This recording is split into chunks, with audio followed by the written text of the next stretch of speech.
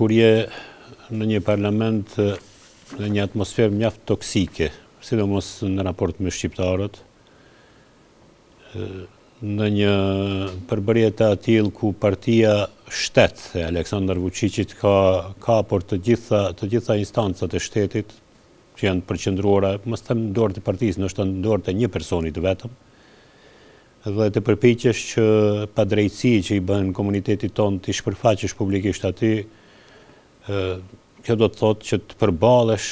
secilën herë që paraqitesh me ato replikat urrejtëse dhe me një shizofreni të hapur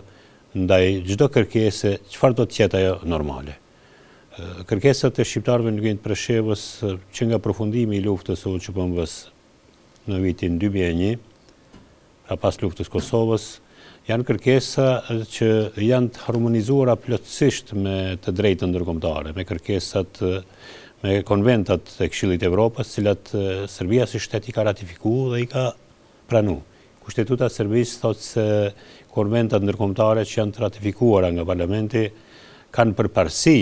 në raport me të drejtën e brendshme. Por në fakt, në praktik ndodhi kundërta. Edhe për shkak të raporteve armiqësore me Kosovën, edhe për shkak të një raporti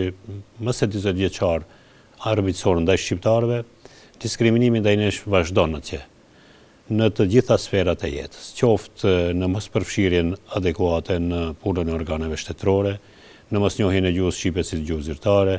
në refuzimin dhe sanksionimin e përdorimit të simbolit kombëtar, pra janë këto dy elemente që për mua janë elemente të identitetit tonë, të cilat po mundohen të na eliminojnë.